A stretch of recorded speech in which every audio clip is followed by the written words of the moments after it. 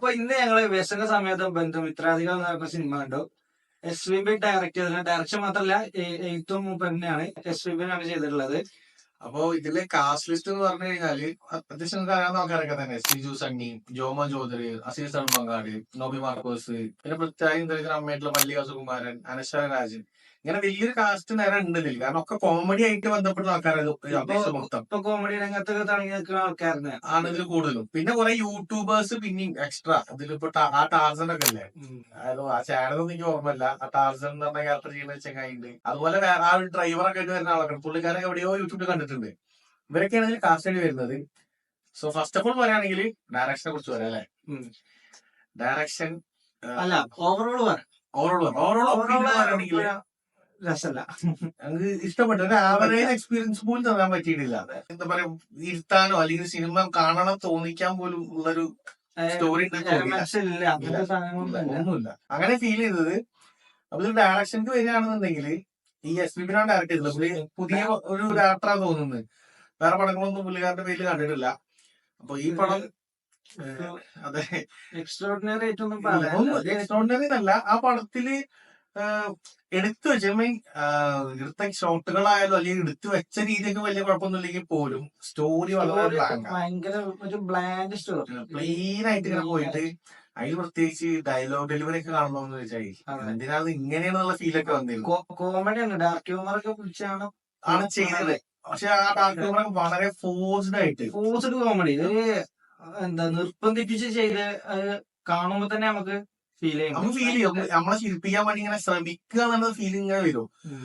അതില് ഇപ്പൊ ഈ ജോമനൂതരൊക്കെ ആണെങ്കിൽ ടിപ്പിക്കലി പുള്ളിക്കാരെല്ലാം അത് കണ്ട് വെറുതെ ഇങ്ങനെ കണ്ടിരിക്കുക, അത്ര ഒരു ഫീല് കിട്ടുന്നുള്ളൂ. സിജു സണ്ണി തന്നെ വാഴയിലുള്ള ആ രീതി തന്നെയാണ് ഇതിൽ ചെയ്തിട്ടുള്ളത്. അതെ, ഞാനൊക്കെ ഈ പടത്തിന് എക്സ്പെക്ട് ചെയ്ത് ഞാൻ ഒരു ആൻസിപ്പേഷനിൽ പറഞ്ഞിരുന്നു വിപിൻ ദാസ് എന്ന പ്രൊഡ്യൂസർ എന്നുള്ളതായിരുന്നു ഇതിലെ പ്രതീക്ഷ. കാരണം പുള്ളിക്കാരൻ പ്രൊഡ്യൂസ് ചെയ്തത് അല്ലെങ്കിൽ ഒരു ക്രൂവിലുള്ള ഒരു പടത്തിന് നല്ല കോമഡി വർക്കാവുന്നുണ്ട്. ഇപ്പൊ ജയ ജയ ഹേ, ഗുരുവരമ്പൻ, വാഴക്കലെ, അവിടെയൊക്കെ നമ്മൾ നല്ല എൻജോയ് ചെയ്തു. പക്ഷെ ഈ പടം പ്രതീക്ഷയിലേക്കൊന്നും എത്തിയില്ല.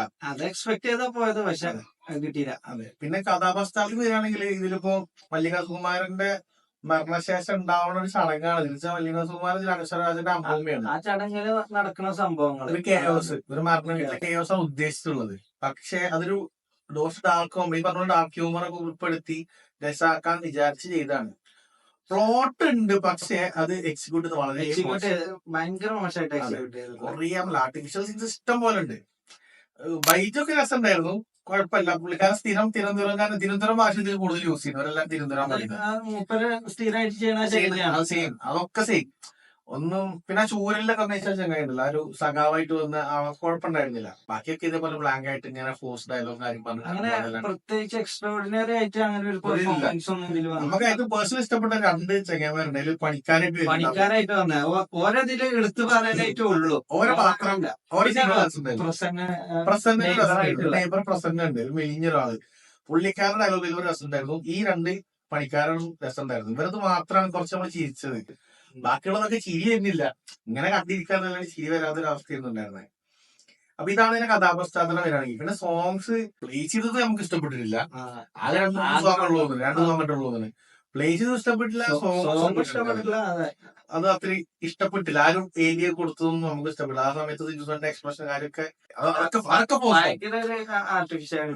പോസിറ്റീവ് ആയിരുന്നു. അപ്പൊ ബാക്കി ഇതിൽ പെർഫോമൻസ് എടുത്തു പറയാൻ ആരും ഇല്ല. ഈ പറഞ്ഞ കാസ്റ്റ് ഒക്കെ ഉണ്ടെങ്കിൽ പോലും എടുത്തു പറയാത്തതായിട്ടൊന്നുമില്ല. ഈ പറഞ്ഞ രണ്ടാൾക്കാരല്ല, നല്ല രീതിയിൽ ചെയ്യുന്നവര് പോലും നല്ല ശരിയായിട്ട് ചെയ്തിട്ടില്ല. അപ്പൊ അസീസ് സൽമാന്റെ ക്യാരക്ടർ എന്നൊക്കെ പറഞ്ഞു കഴിഞ്ഞാല് പുള്ളിക്കാരൻ കോമഡി ഒന്നും സത്യം പറഞ്ഞതിൽ ഇല്ല അല്ലേ. പുള്ളിക്കാരൻ ഇങ്ങനെ ഒരു പാവം പിടിച്ചൊരു ടിപ്പിക്കലി കുറെ സിനിമയിൽ എവിടേക്ക് അങ്ങനത്തെ ക്യാരക്ടേഴ്സ് കണ്ടുപോയ പോലെ തന്നെ ഫീൽ ചെയ്തിരുന്നു. ഇതാണ് ഇതിൽ പെർഫോമൻസ് പറയാനുള്ളത്. അപ്പൊ നമ്മൾ ഈ പടം കാണാൻ സജസ്റ്റ് ചെയ്യുന്നില്ല, അപ്പൊ ഒരിക്കലും സജസ്റ്റ് ചെയ്യുന്നില്ല.